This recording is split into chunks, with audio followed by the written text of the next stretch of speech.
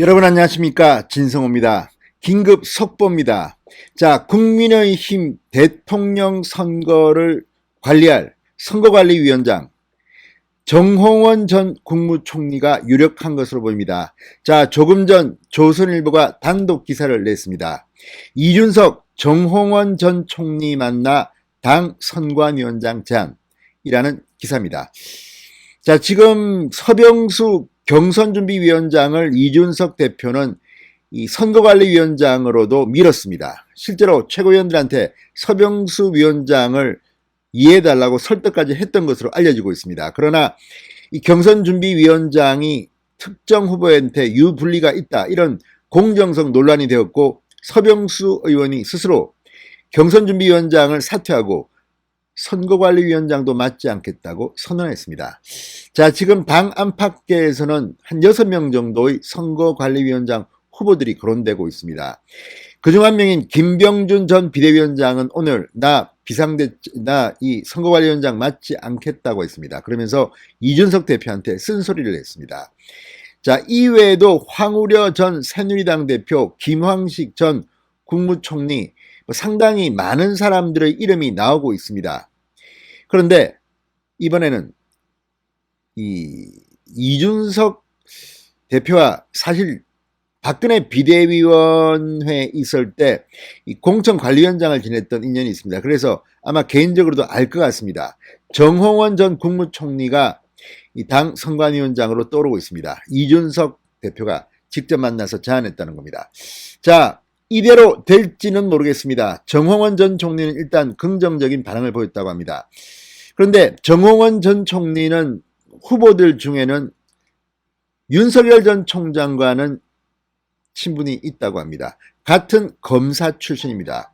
또 윤석열 전 총장이 지난 5일부터 휴가를 갔을 때 휴가 첫날 만났던 인물이 바로 정홍원 전 총리였습니다. 자, 이런 점 때문에 또 논란이 될 수는 있습니다. 윤석열과 가까운 거 아니냐. 그렇지만 딱히 그렇다고 보기도 힘듭니다. 자, 어쨌든 이준석 대표가 정홍원 전 국무총리를 만나서 당 선관위원장을 제안했다, 그리고 긍정적으로 검토했다는 기사가 나오면서 이번 주입니다. 26일 날 최고위원회에서 의결될 것으로 보이는 선거관리위원장이 정홍원 전 총리로 될 가능성이 높아졌습니다. 진성호의 직설 시작합니다. 방송에 앞서 아직 진성호 방송의 구독자가 아니신 분들은 붉은색 구독 버튼 눌러주십시오.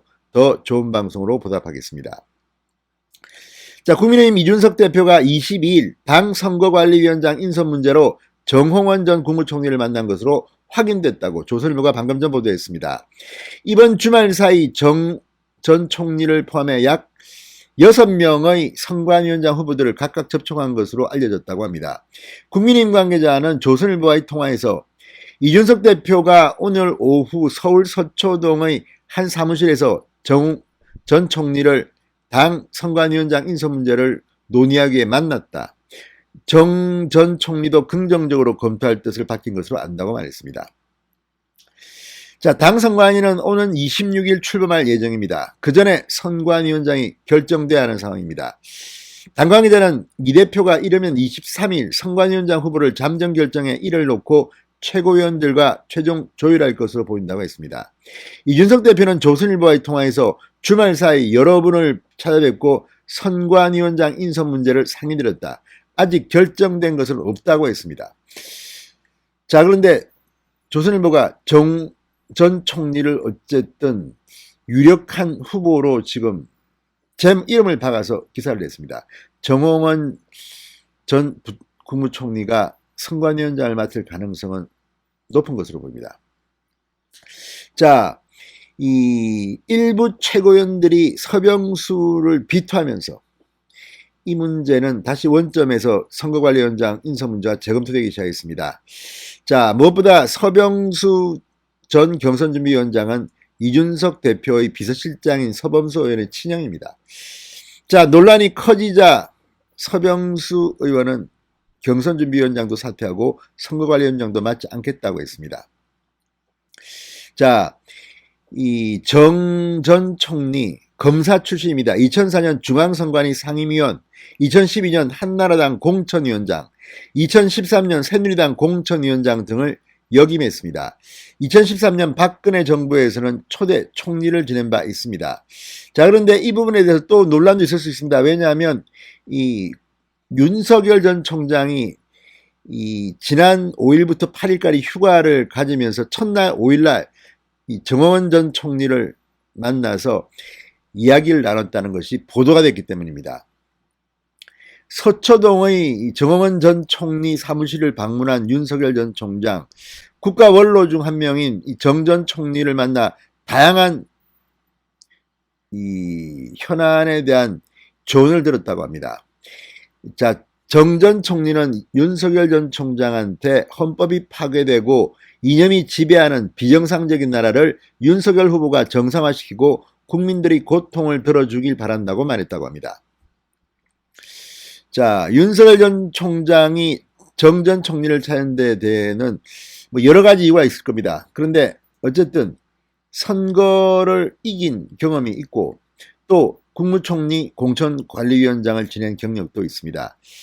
자, 이 당시 이 윤석열, 최재형, 김동연에 대해서는 이런 분석을 내놨습니다.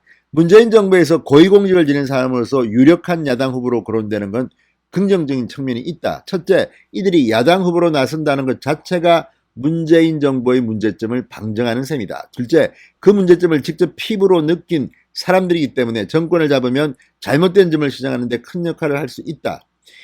자, 그런데 여기서 김동연 전 경제부총리는 일단 국민의힘 입당을 하지 않겠다고 제3지대에서 하기로 했기 때문에 일단 정홍원 전 총리가 말한 사람은 윤석열과 최재형입니다.